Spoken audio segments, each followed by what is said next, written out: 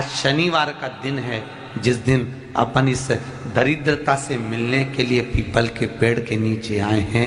हिंदू धर्म में ये दिन पीपल के वृक्ष के लिए पूजनीय होगा। जो भी शनिवार के दिन पीपल के वृक्ष की पूजन करेगा, दूध चढ़ाएगा या मिष्ठान का भोग लगाएगा, लक्ष्मी और नारायण उसके घर में प्रवेश कर जाएगा। लक्ष्मी और नारायण उसके घर में प्रवेश करेगा। इसलिए नियम बनाया। कौन से दिन का? शनिवार। लक्ष्मी जी बोली, नारायण आपने तो एक दिन का वार लिख दिया। शंकर जी ने 7 वार बनाए हैं, रविवार, सोमवार, मंगल, बुध, गुरु, शुक्र और शनि। ये शिव जी ने बनाया। अब एक दिन आपने अपना बना लिया, बाकी के दिन अगर कोई इस पीपल के वृक्ष के नीचे आएगा और यहाँ तो दरिद्रता बैठी है, तो उसका क्या होगा? भगवान नारायण बोले, सुन दरिद्रता, तेरे से एक विनती है, अगर कोई भी मनुष्य इस पीपल के पेड़ के नीचे अगर 7 दिन में आता है और उसके हाथ में अगर कोई सामग्री होती है तो तू उसके घर में प्रवेश नहीं करेगी। नियम है पीपल के वृक्ष का, या तो पानी का लोटा लेकर जाओ, कुंकू का चोपड़ा लेकर जाओ, शक्कर लेकर जाओ, या पेड़ के नीचे चींटी को डालने के लिए आटा ले जाओ, पर खाली हाथ पीपल के वृक्ष के नीचे कभी मत जाओ, कभी नहीं जाओ। खाली हाथ जाओगे तो दरिद्रता तुम्हारे घर में प्रवेश करेगी। दरिद्रता उठकर खड़ी होकर बोली, नारायण तुमने अपनी मनमानी करी है, एक दिन मुझे भी मेरा चाहिए। भगवान ने कहा, बोल कौन सा दिन चाहिए? दरिद्रता कहती है, रविवार के दिन इस पीपल के वृक्ष के नीचे मैं दिन भर नृत्य करूं, इसमें रहूं, और जो यहाँ आए रविवार को मैं उसके घर में प्रवेश करूं। भगवान ने कहा, ठीक है। दरिद्रता, रविवार का दिन एक ऐसा दिन रहेगा जिस दिन तू इस पीपल के वृक्ष के नीचे नृत्य करेगी, और जो आएगा इस पीपल के वृक्ष के नीचे तो उसके साथ प्रवेश करेगी। मैंने तुझे वर दिया। इसलिए हमारे यहाँ केवल पीपल का वृक्ष अगर दीवार में भी लग जाता है ना, किसी की फैक्ट्री की दीवार में, किसी के घर की दीवार में पीपल का वृक्ष अगर लग जाता है, पीपल का पौधा लग जाता है, उसको कितना भी तोड़ लो वो वापिस लग जाएगा। फिर तोड़ोगे फिर लग जाएगा। अगर पीपल के पौधे को तोड़ना है तो केवल रविवार का दिन एक नींबू, एक मिर्ची और बमूल का कांटा, ये 3 चीजें रखने के बाद में आधे घंटे बाद रविवार के दिन पीपल के पेड़ को उखाड़ कर फेंक दो। दूसरी बार कभी पीपल दीवार में लगता ही नहीं, कभी नहीं लग सकता। केवल एक रविवार का, केवल एक संडे, इतवार का। घर में दीवारों पर अगर पीपल लग भी गया है, इसलिए पीपल के वृक्ष को उखाड़ने का, अगर घर में पीपल लगा हुआ है या पीपल का पौधा हमारे घर में लग गया, उसको उतारना, निकालना, लगाना, तो पीपल के वृक्ष को अगर निकाला जाता है तो रविवार के दिन, और अगर पीपल के वृक्ष को कहीं लगाया जाता है तो सोमवार के दिन या मंगलवार के दिन, बुधवार के दिन, इन दिनों में लगा सकते पीपल के वृक्ष कहीं लगाना। शनिवार का दिन एक ऐसा दिन होता है जिस दिन पीपल के वृक्ष को कहीं जाकर लगाया नहीं जाता, क्योंकि शनिवार के दिन पीपल के वृक्ष के नीचे लक्ष्मी रहती है। हम अपने हाथों से अगर पीपल का वृक्ष किसी दूसरी जगह पर शनिवार को रोपित करते हैं तो हमारे घर की लक्ष्मी अपने घर से छिन्न होकर चली जाती है। इसलिए शनिवार के दिन पीपल लगाया नहीं जाता, किसी के घर जाकर उसको वापिस पलटा नहीं जाता। लग गया उसको प्रभु मेरी धर्म पत्नी को कहाँ रखूं आप बताओ? वो तो जहाँ यज्ञ होता है, अनुष्ठान होता है, दान होता है, पुण्य होता है, सत्कर्म होता है, वहां जाने को तैयार नहीं। अब करूं क्या? भगवान ने बोला एक काम करो। दुर्वासा जी बोले, जिसके यहाँ रात्रि में बर्तन झूठे पड़े रहते हो उसके घर में इस दरिद्रता को लेकर तुम प्रवेश कर जाना। जिसके यहाँ रात्रि में बर्तन झूठे पड़े हो वहां लेकर प्रवेश कर जाओ। दूसरी जगह दुर्वासा जी बोले, जो स्त्री घर में दोपहर के समय पर सो रही हो उसके घर में इसको लेकर प्रवेश कर जाइए। जो स्त्री दोपहर के समय में घर पर सो रही हो इस दरिद्रता को लेकर प्रवेश कर जाइए। तीसरा, जिसके यहाँ पर दरवाजे पर कांटे वाले पौधे लगे हों उस घर में इस दरिद्रता को लेकर प्रवेश कर जाइए। दरिद्रता, कितनी सुंदर बात कही है। दाता और विधाता, कौन कौन? दाता और विधाता। लक्ष्मी और दरिद्रता के सगे भाई हैं। कौन कौन? दाता और विधाता। दाता को फिटकरी प्रिय है, विधाता को नमक प्रिय है। ये दोनों हमेशा लक्ष्मी को और दरिद्रता को दोनों को समझाते थे, दोनों में प्रेम बढ़ाते थे। आज भी हिंदू धर्म की रीति है, यहाँ तो ठीक है, जिसके यहाँ पर भी अगर थोड़ी सी भी परेशानी होती है, थोड़ा सा क्लेश होता है, अशांति होती है, लक्ष्मी नहीं टिक रही हो, काम नहीं बन रहे हो, बहुत प्रयास करा जा रहा हो और हमारा कार्य नहीं होता, तो क्या करते हैं? फिटकरी और नमक को पानी में डाल देते हैं और घर में पोछा लगा देते हैं। आप लोगों ने आजकल फेसबुक पे भी पढ़ा होगा, व्हाट्सएप पे भी पढ़ा होगा। तो क्यों लिखा उसमें? उसका कारण ही केवल इतना है कि दाता और विधाता की प्रियता उसमें। माता ख्याति के जो 4 बच्चे हुए, इसमें जो 2 लड़के हैं, दाता और विधाता, उसकी प्रियता उसमें, उसकी पूर्णता उसमें। अब दुर्वासा जी बोले अपनी धर्म पत्नी को वहां लेकर, जहां कांटेदार पौधे लगे हों वहां पर लेकर प्रवेश कर जाइए। कांटेदार पौधों में उस दरिद्रता का निवास हो गया। कितना विचित्र कथा यहां वर्णन करी है। श्रीमद् भागवत के अंतर्गत जो वर्णन किया कि मृत्यु निश्चित है, रोग ऐसा शनि महाराज के कारण हो गया हो, अच्छे काम करते करते उल्टे हो रहे हैं, होते हैं किसी किसी के साथ में, विपरीत परिस्थितियां आ जाती है, अच्छा करने जाओ बुरा हो जाता है, अच्छा कर्म करने जाओ बुरा हो जाता है। तो पीपल के वृक्ष की जो छाल होती है, छाल देखिए, पीपल के वृक्ष में जो छाल लगी होती है, उस छाल को घिसकर चंदन बनाकर भगवान शंकर का स्नान कराकर, अभिषेक कराकर, पूजन कराकर, पूजन कराने के बाद में पिपलेश्वर महादेव का नाम लेकर, कौन से महादेव? पिपलेश्वर महादेव का नाम लेकर वो जो घिसी हुई छाल होती है, उस छाल का तिलक भगवान शंकर को लगा लो और उसी का थोड़ा सा भाग अपने कंठ पर, मस्तक पर लगाना प्रारंभ कर दो।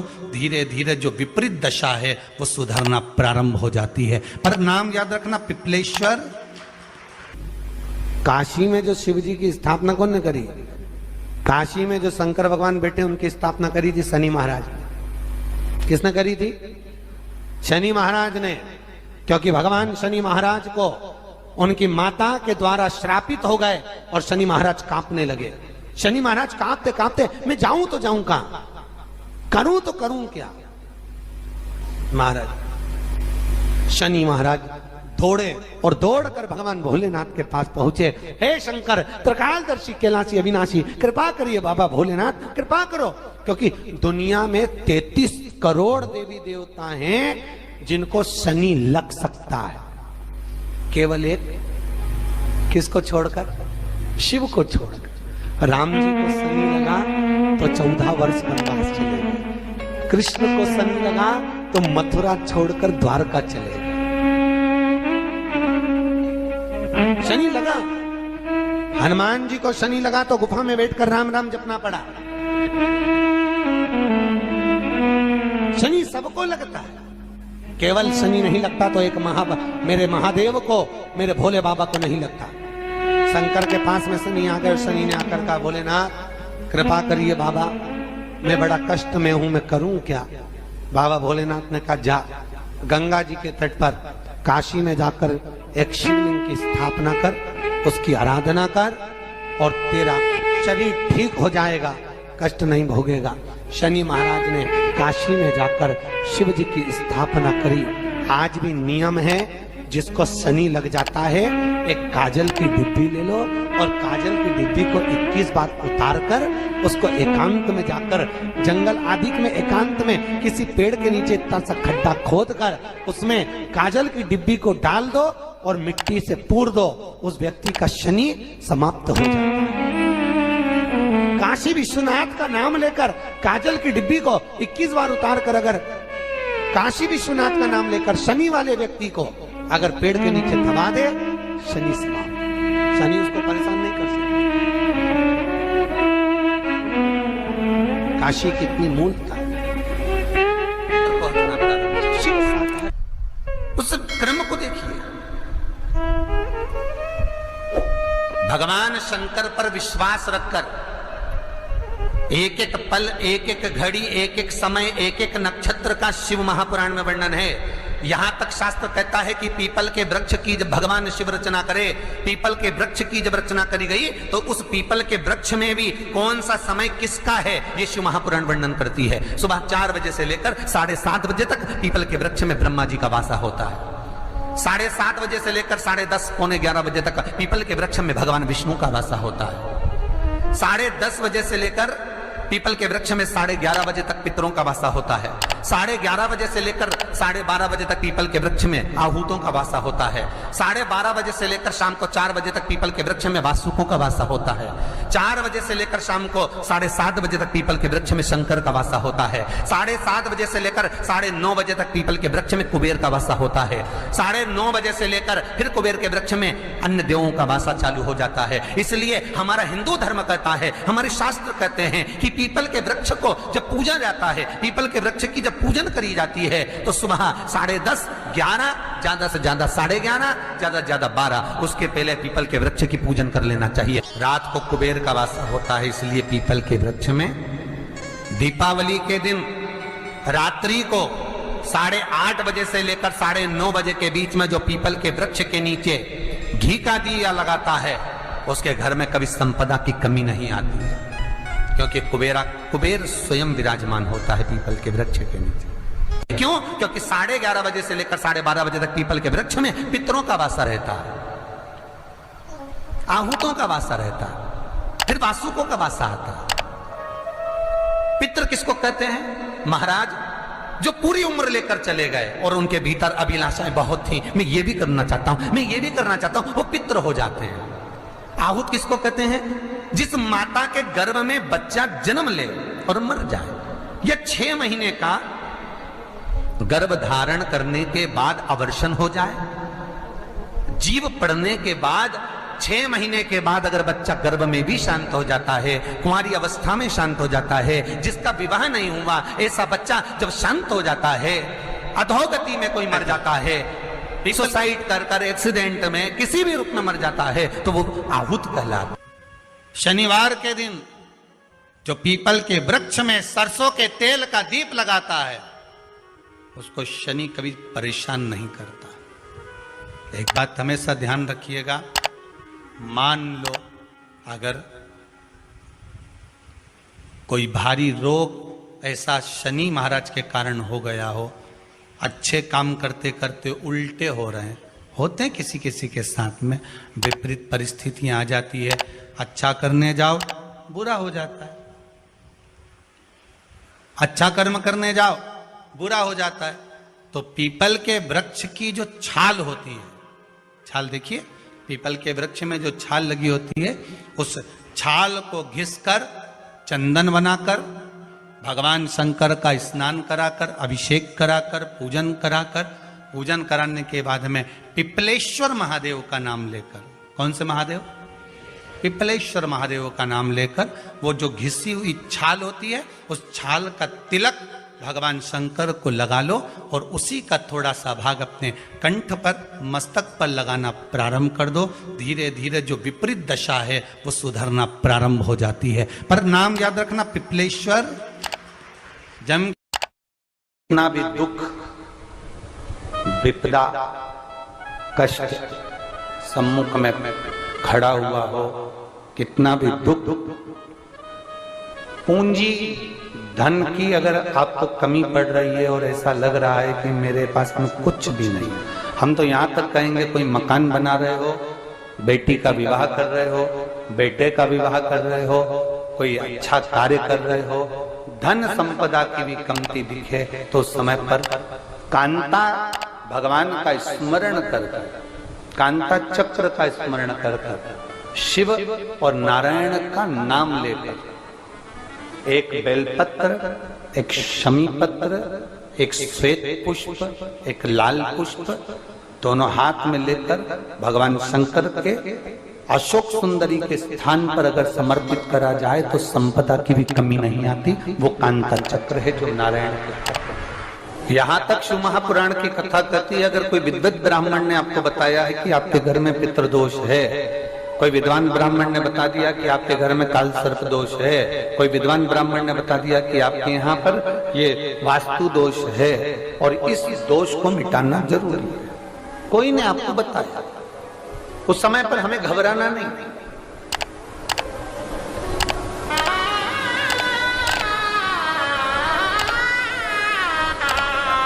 उस समय में घबराने का क्रम नहीं है। कहते हैं पीपल का जो जल झड़ता है पीपल के वृक्ष से, आप लोगों ने कभी देखा है कि नहीं देखा, वो हमको नहीं मालूम।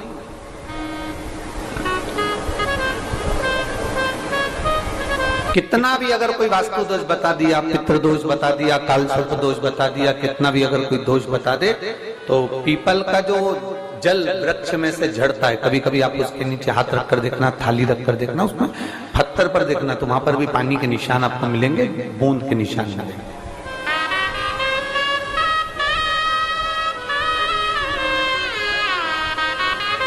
मात्र उस पीपल के वृक्ष के जल की एक बिंदी, एकमात्र बिंदी, शंकर भगवान का जो शिवलिंग है जलाधारी है, चरण है, गणेश कार्तिकेय का स्थान है, अशोक सुंदरी का स्थान है, और प्रत्येक जलाधारी में से पानी बीच में से आकर नीचे की ओर गिरता है, नीचे की ओर गिरता है। आप लोगों के स्मरण में हमने पहले भी बताया कि राइट में किसका स्थान है, गणेश जी का, लेफ्ट में कार्तिकेय, बीच में अशोक सुंदरी। ये क्या है, पार्वती जी का हस्त कमल शिवलिंग, और ऊपर से जो जल एक एक बूंद शंकर जी के शिवलिंग पर गिर रहा है वो शंकर जी की 5 लड़कियां जया, विषहरा, शामलीवारी, दौतली और देव, शंकर जी की 5 लड़कियों एक एक बूंद पानी शिव जी पर गिरा रहा। जहां जल नीचे गिरता है उस स्थान से जहां तक जल बहकर जा रहा है उस स्थान तक 33 कोटि देवताओं का स्थान, 33 कोटि देवताओं का स्थान। अब जहां पानी आया, जहां नीचे गिरा, उसके बीच में जो स्थान होता है, आप लोगों ने देखा है कि नहीं देखा? जिनने देखा है जरा हाथ उठाओ। ये पानी जैसे यहां तक आया और यहां के बाद नीचे गिरेगा, तब वो नाली के माध्यम से बाहर जाएगा। तो जितनी दूर यहां से वो नीचे की ओर जो गिर रहा है, यहां से वो नीचे की ओर जो पानी जा रहा है, ये जो स्थान होता है, ये हमारे 3 दोषों को निवारण तुरंत कर देता है। एक हमारा पितृ दोष, एक हमारा काल सर्प दोष और एक हमारा वास्तु दोष का निवारण ये तुरंत करता है। और ये तो हमने केवल आपको शिव महापुराण के माध्यम से बताया कि ये 3 दोष का निवारण कर देता है, पर यदि कभी आप ध्यान से लिंग पुराण को पढ़ेंगे, आप यदि लिंग पुराण को पढ़ेंगे और गीता प्रेस गोरखपुर की लिंग पुराण को लाकर यदि आप पढ़ते हैं, या गीता प्रेस गोरखपुर की शिव अंक को भी आप अगर पढ़ेंगे, उसका नंबर हमारे स्मरण में नहीं आ रहा है, शिव अंक को भी अगर आप पढ़ेंगे तो उसमें भी आपको वर्णन मिलेगा कि हम तो केवल 3 दोष का बता रहे हैं।